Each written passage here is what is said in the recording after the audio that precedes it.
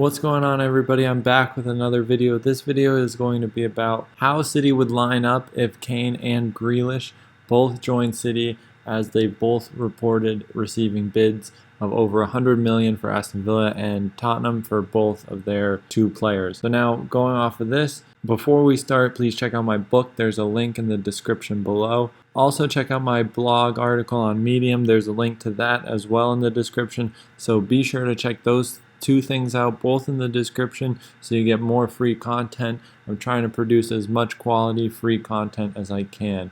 So let's get right into the video. Now, Grealish playing predominantly on the left side and Harry Kane playing predominantly through the center, but also being able to drop deep to then access space in behind via a pass and having vertical runners. These are the two dominant qualities we'll look at and trying to integrate them into City's team. So now how we line up is with Walker, Stones, Diaz as an asymmetric back four. Defensively, they should play in a back four with either Cancelo or Zinchenko as the left fullback, but in the offensive phase, we can expect this to be an asymmetric back four, creating a back three in possession of the ball.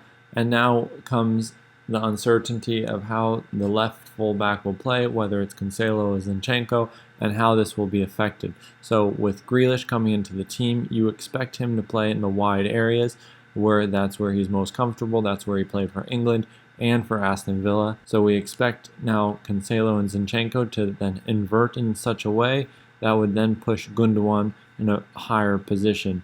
But now we start to see some issues. So if we have Foden on the field, and now we have some selection issues. So with Foden on the field, he predominantly plays in the wide area as well. Gundogan having a good last season, so if we're assuming he's going to be a starter, we will have to push him into a higher position to accommodate Zinchenko and Cancelo coming in off the left fullback position, allowing Grealish the space to operate in which he'll flourish. So we can make a double pivot via inverted fullback, which isn't a problem for Pep Guardiola, but then we have Gundogan between the lines and Foden out wide. I suspect Kevin De Bruyne will return more towards the right side in the right half space, where he is very dominant in this position.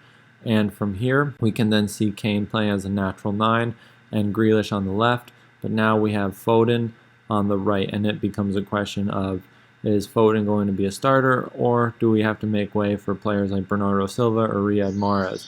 So now, judging by last season, I would say Foden would get the start, but leaving out someone like Mahrez would be extremely difficult. So we might even substitute Mahrez for Gundogan. So this is my starting 11 if these players should arrive at Manchester City, and this is their offensive shape. So from here, with the back three and the double pivot created by the inverted fullback, we'll have a four-man midfield occupied by the double pivot and two advanced midfielders of Kevin De Bruyne and Phil Foden.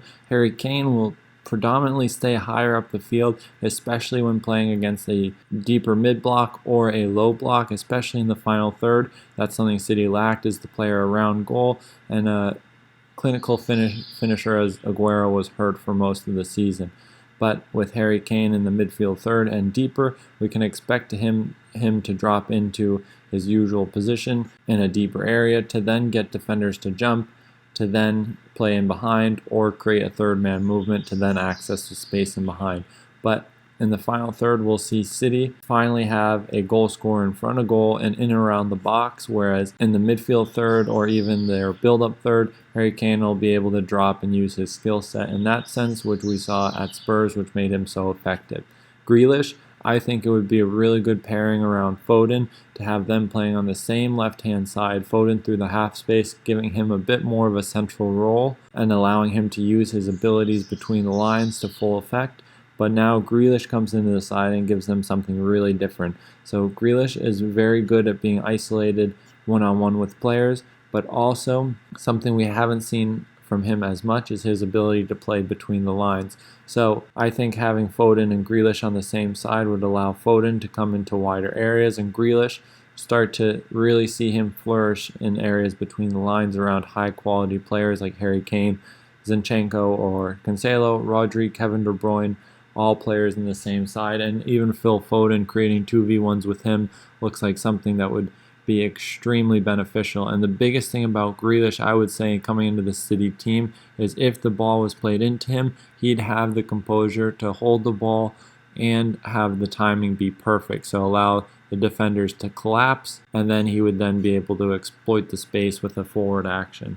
And I think that's something City might have missed, or it could just be something that could be a huge asset to them if they can get Grealish between the lines and on the ball. So it's a big if they get these two players, but I think there's huge potential when they come into the City side, and I think it would suit their principles very well.